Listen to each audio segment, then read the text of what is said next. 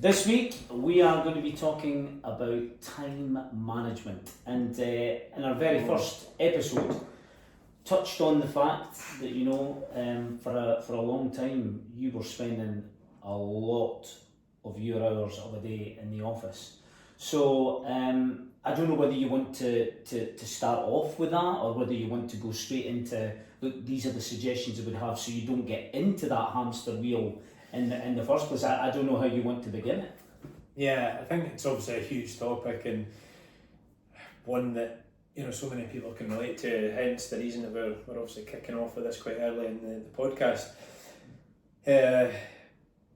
Jason Greystone, who's been a big pillar for me over the last few years, mentoring, coaching, working with, and the 5 words that he always comes away with is time is your greatest asset.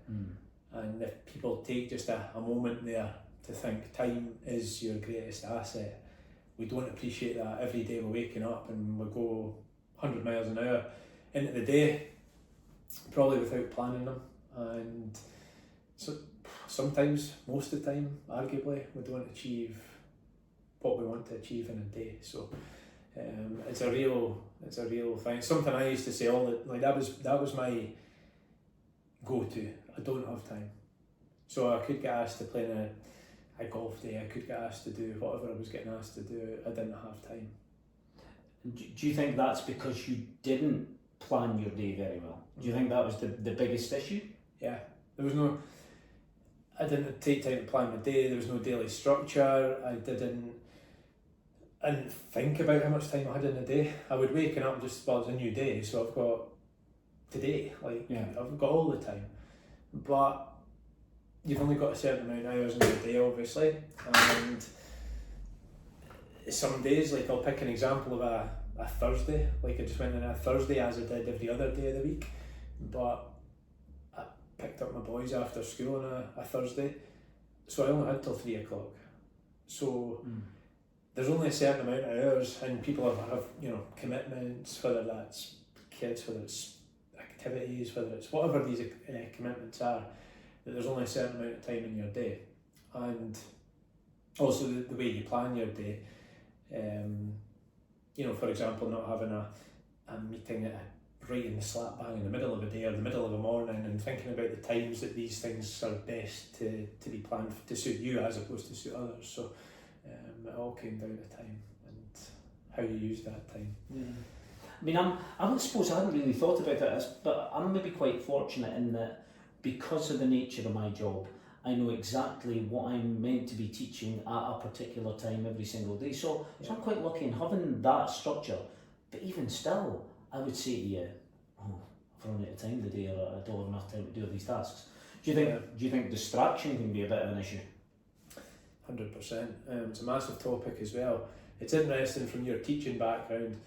Say Abby, my wife, teaching background, I know when there's maybe an in-service day or we spoke about it earlier on with study leave. Yes. There was a period of time that you were freed up to do things to prevent you working on at night. Yeah.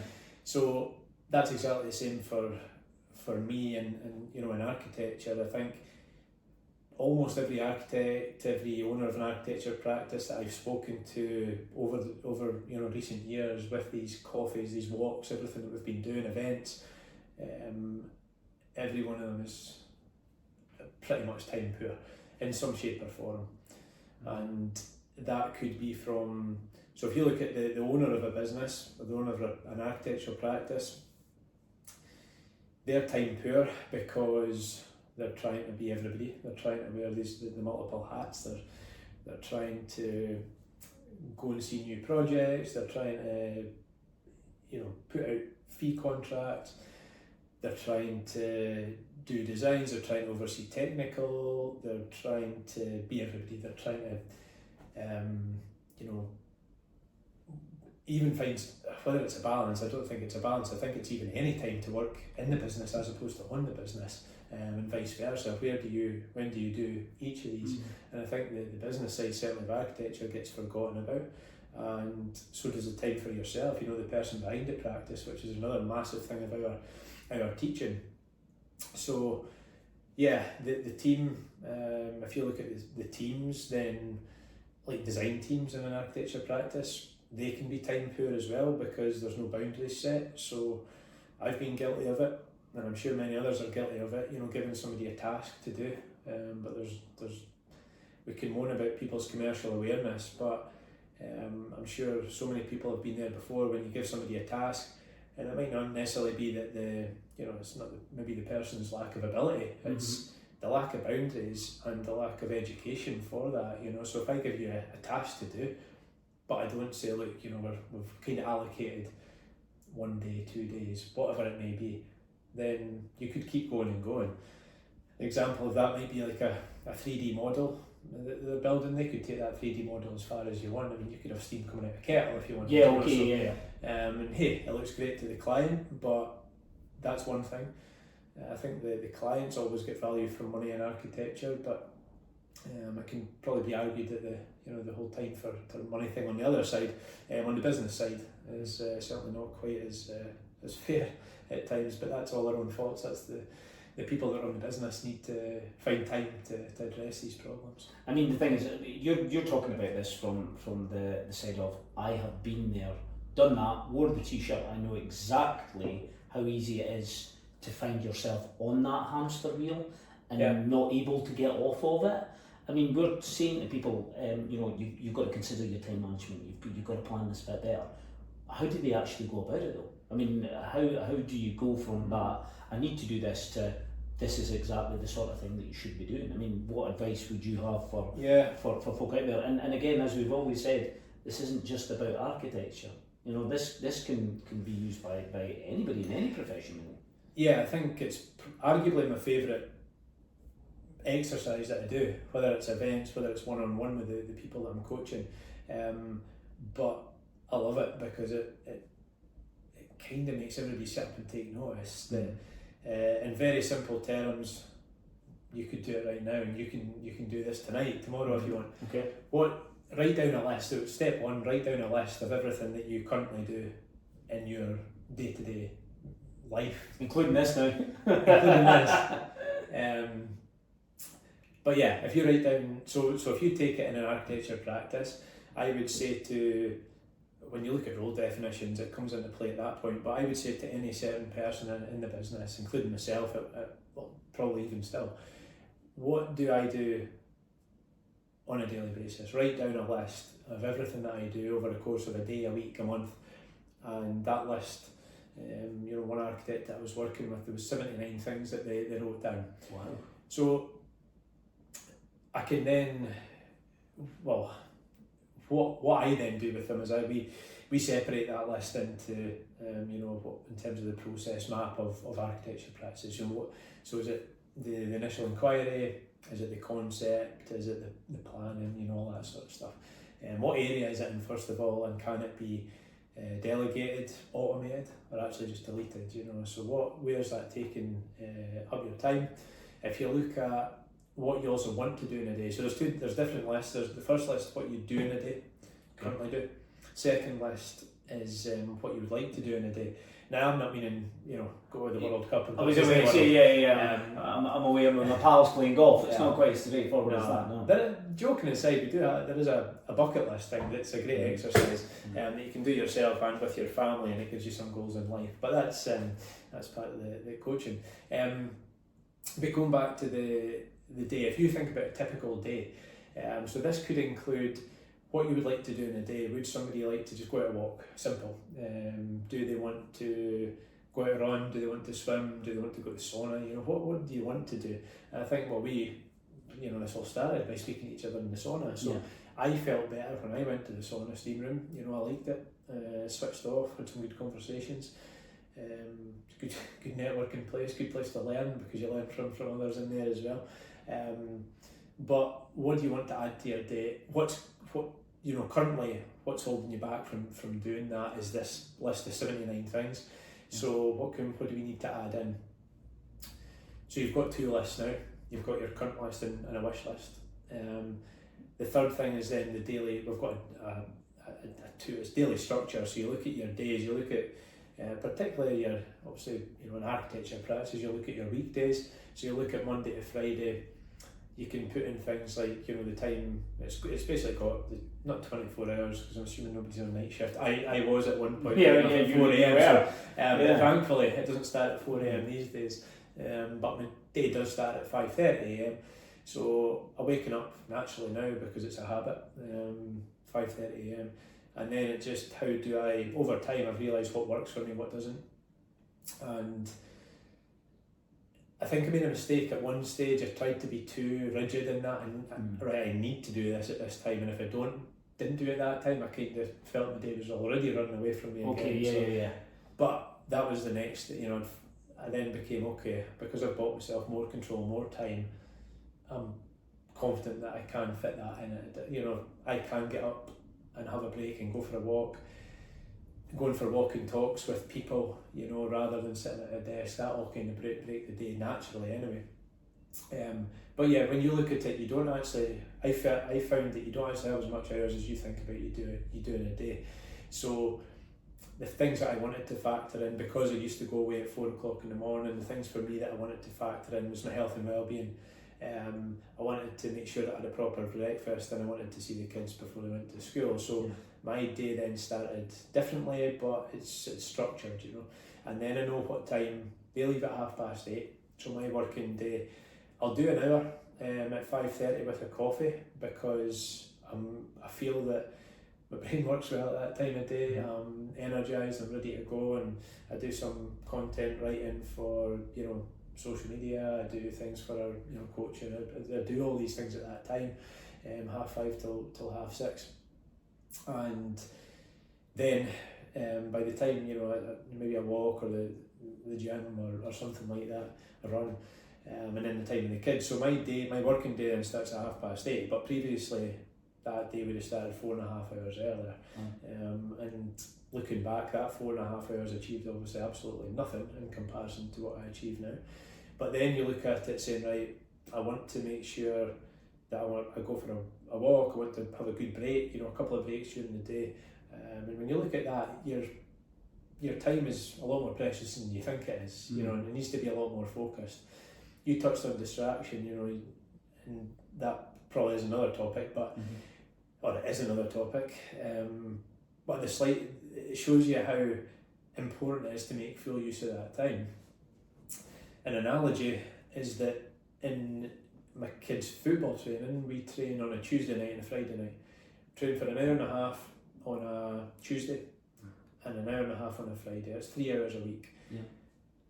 When the kids were coming down, they were mucking about at the start. We were trying to get them going early. They would maybe muck about, by the time we got them settled, it's 5 minutes lost. Going for drinks of water, all chatting, the time that they were losing in that 3 hour window. So I had to explain to them, there's some kids that are in football academies at this age that are training 10 times as much as you. So it's very important that we're focused when we're here and we make the best use of this time. And I think that's, just for everybody to think about, what time can be wasted in a day. We obviously spoke about the, when you look at it from an age, whatever age you are, that exercise about. Some of us are older than others, of course. But it's a very powerful exercise. I mean, we've both done it, and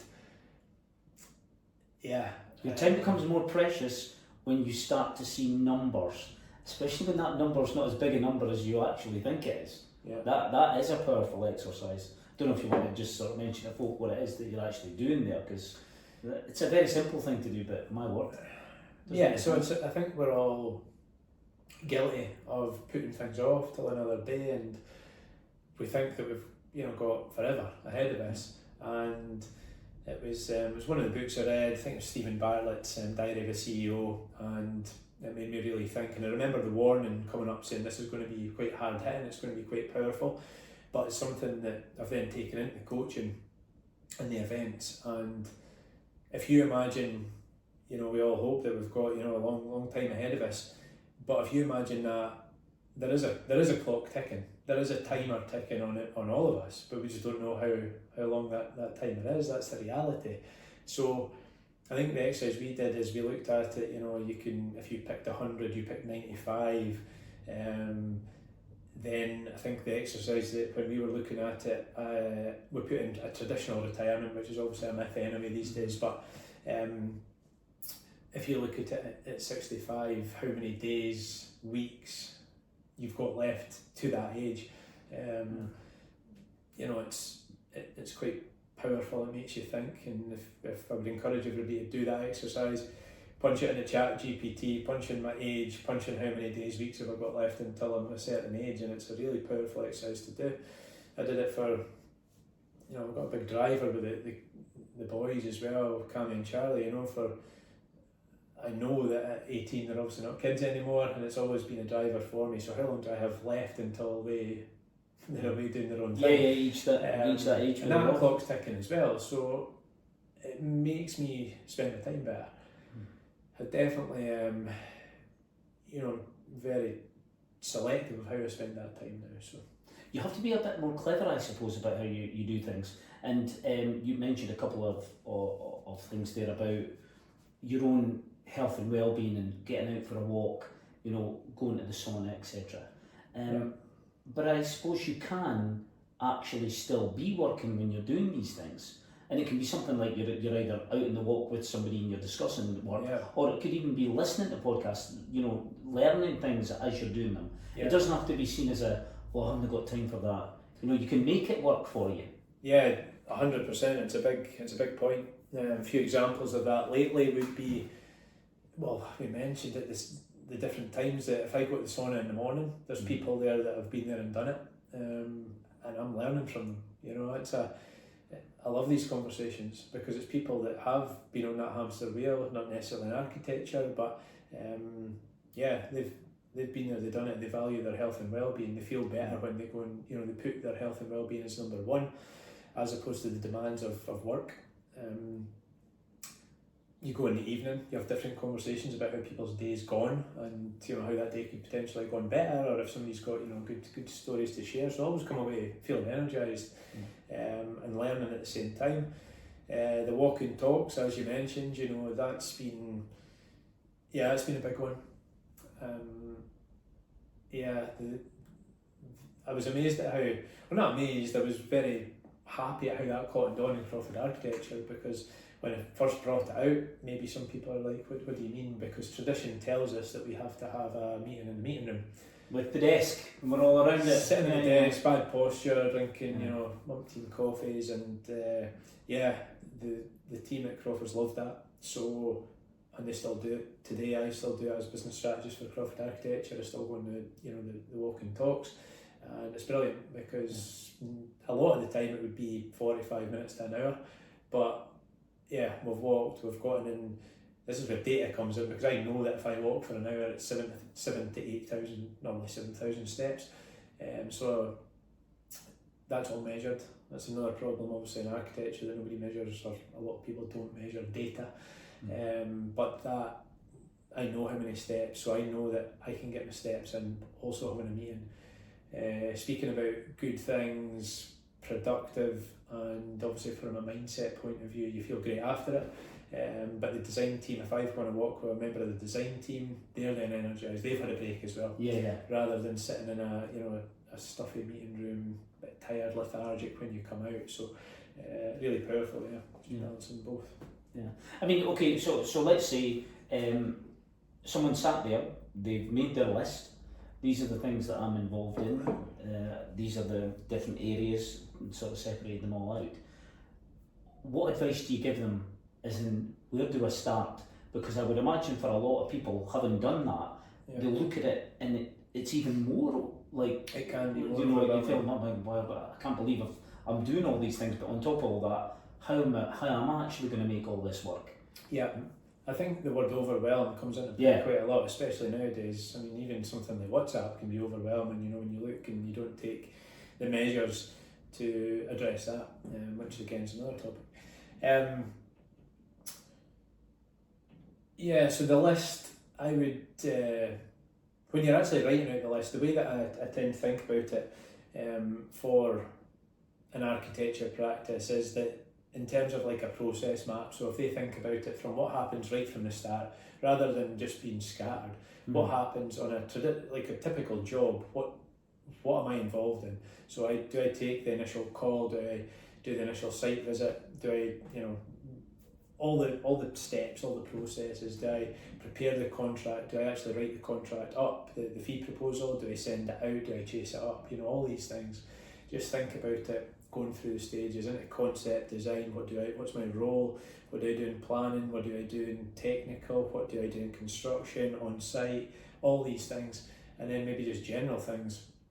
I've seen people, that still, they're the owner of the business, but they're ordering, stationery and things as well, and I guess, you've got to look at that. A lot of people, you mentioned the hamster wheel, but if you don't come off that and you don't take time to pause, reflect on what you're doing, you'll just keep doing what you're doing. Yeah. And you'll get to a stage where you just spend that without making any adaptations, any changes. And I've seen a massive learning curve for myself as well, in terms of, which is an interesting one, but also we set on the journey to build an app for architecture. Yeah. And what we realised with that research was that obviously that's the end goal, but what people needed initially, they didn't have time to just jump to a new, if people were using paper or people were using some form of project management, or like Crawford's, who were using project management, but it just didn't quite tick all the boxes. Then we didn't do data or finance, and that's why we built it. But did people have time to say, oh, that's great, we'll jump to that?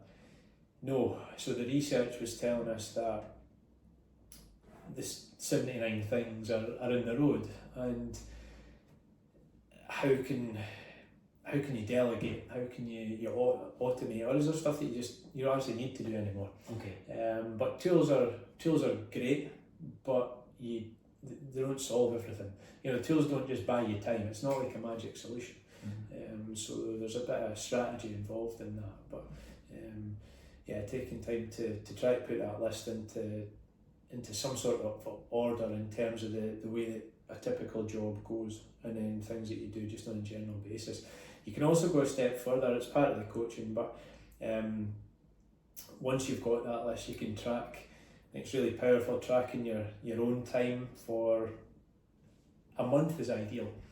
A week maybe doesn't show some of the things that you maybe do on a bi-weekly or every 3 weeks or every month. Yeah. Okay. So a month. So a really powerful exercise that we've done with a few practices is track your time. There's no point. It has to be accurate, because otherwise you're going to skew the results. So if I'm not talking like 3 minutes, I'm talking like maybe down every half an hour or potentially 15 minutes. But every task that you do, make sure you do it daily, because that's accountability.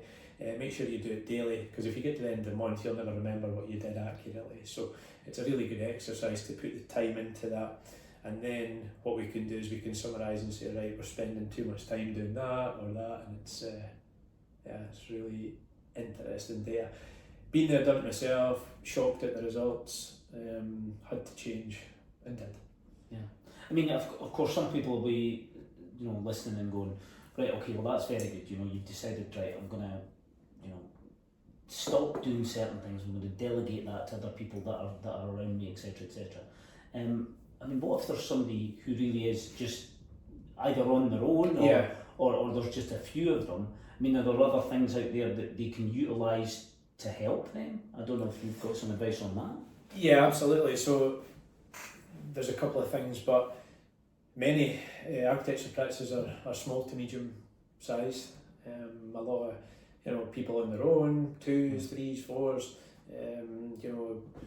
Crawford's was 12 at one point, probably sitting at 8 I think at the moment. But yeah, we work with a range of practices. Typically, probably 4 to 12 is pretty common, but absolutely relevant for everybody. So my answer to that question would be simple is better, isn't it? So although we were building an app, the simplest thing that I did was, so when it came to delegation, Crawford Architecture had back-end support, so invested in back-end support, and by back-end support I mean admin, finance and operations has been the three. My dad obviously started to practice in 1987, and from 1989 he had Jill in an admin role. And when Jill looks back, when she does a review of everything that she's done over the time, she kind of did a bit of everything like that, very multiple hats, turning her attention to finance, to personal assistance, to everything. And she's also learned, she's still in Crawford, so 39 years in admin. I remember when my decision to bring in a finance manager to Crawford's was probably doubted in a lot of ways. Do we need that? Do we need that resource? And at that time, our finance meetings comprised of me and my dad on a Friday morning, 10 o'clock till 11 o'clock, which probably hardly ever happened. So you would turn up to the accountants meeting at the end of the year with a rough idea what, where things were, but there's no way we were on top of finance. It was work as hard as you can and hope that it tallies up at the end of the month. Your hard work ended up being pounds that were in the bank, so to speak. Yeah, as long as the income was more than the wage bill or the outgoings. There was certainly no planning. There was no R&D claims. There was no cash flow. There was no bank account structure set up. There was no cash flow planning, buffers for times that are hard, because obviously cash flow can go like that. Obviously experienced the sleepless nights when you're not actually sure if you're getting paid because you don't know if there's enough money to pay the wage bill, and that's stuff that not a lot of people see, but that's the worries that you carry. So finance manager was a massive appointment, and in day-to-day operations, maybe chasing up a fee quote or chasing up a structural engineer, or chasing, doing all the chasing and keeping daily operations, keeping the things moving. So the back end support was massive there. So to go back to answer your question about maybe people on their own, it's that where can you get that support team from? And I think because when I built an ecosystem of tools for architects and architecture practices, the architectural survey company to do measured building surveys, my own personal coaching events, that sort of thing, this podcast. But I quickly realised that these businesses needed support as they'd done in Crawford Architecture, and that's kind of where the model of the architectural practice support was formed. So with Jill's 39 years experience in handling all forms of applications, I think we worked out that Jill had submitted over 10,000 applications, Wow. Which is quite a start. So That is 10,000 planning applications, obviously not all planning, but between planning applications, invalid responses, completion applications, uploading technical responses, everything like that was around about 10,000 over the years. So we realised that carried a lot of value, and we used that sort of experience to form and educate the architecture support team, which now helps practices basically. So it's there. It could be used as people need it, but it certainly helps. It certainly helped Crawford's massively over the years, and when that resource is available to practices for to now help with these sorts of tasks, if you can delegate, so they can delegate to somebody like that. I'm happy to speak to people about that, obviously, because I know the value that it carries. But I've done it personally now within my own businesses. I need that support. I know a lot of people are apprehensive about employing more people, and I guess that helps as well, because the cost of obviously subcontract, bringing them in for as many hours as they need, it might just be 3 hours, it might just be 2 hours, it might be 10 hours, it might be 20 hours, depending on what people need. But I think it's a very, very valuable support tool, and it's a very simple one. And for me, my aim to share and help others from my experience, that's certainly a massive one. I mean, we could argue that, you know, things about year-end dates and all that sort of stuff, but arguably just getting somebody to submit applications to help you buy time to, you know, the little things, you know, ordering stationery, just the little things that we can take away to just clear that path, to allow you to focus on the high level, high value tasks that you need to do. So it could be from an owner of an architecture practice. Typically they'll want to free up time to design and be the architect that they always wanted to be and enjoy being that, and you need to be focused to be able to do that. But they might want to balance their time between, I'll just pick 3 things off the top of my head: designing and enjoying it, drafting a succession plan, and working on the business in general, you know, marketing strategies, everything that goes with it, you know, the planning side of it. So, but at the moment, a lot of people can't get near that sort of stuff because they don't have time. So it's all very interesting. Yeah, I mean, well, we're going to wrap this episode. Yeah. So, if you were to be saying to folk that are out there, okay, this is what I think that you need to be doing right now. This is it. This is your focus. If you want to get off this hamster wheel and you want to get yourself back to enjoying the work that you're doing, this is what I think you should be doing first, or second, or whatever. Yeah. Get a bit of paper and write down everything that you currently do. It's definitely the starting point. Yeah. And from there, like, obviously, you know, we offer, you know, that do it with you, do it for you sort of partnership. But if you're doing it yourself, yeah, just write that list down, reflect on what you actually do, and do you really need to be doing every single one of these tasks? And we can all relate that to personal life. You know, there could be jobs around the house that you think, I'll do that myself, but you never get to it, or you might not do it well.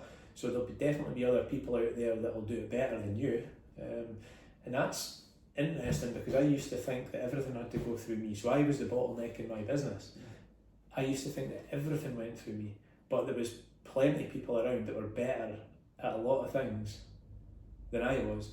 I just needed to find what I was good at, and do that, focus on that, and let others get on with the stuff. Yeah, almost identify the strengths that are in other people round about you as well. Yeah, and that comes to, it's another thing, but people, you know, everything's people, isn't it? You know, you need the right people around you, people that energise you, people that drive you on, and certainly not people that do the opposite. You know, you can't be around people that obviously drain you of energy or cause friction. So it's another good exercise. Think about the people you're around about, your environment, all these sorts of things, and what causes friction, what doesn't, and yeah. Well, we can't give them an easier start to it than a bit of paper and a pencil, can There we? you go. Really, No. to be honest. Yeah. And amongst all the modern day apps, just get a bit of paper and a pencil out and write down what you do, and you'll be amazed. Okay. Well, great episode. Superb. We're not going to fix all the problems about time management in No. one podcast, but there'll be other opportunities, I'm sure, to maybe touch back on this. We'll better close up or we'll run out of time. Absolutely. For what we're doing, right? You're right. See you later. Cheers, Ross. Take care.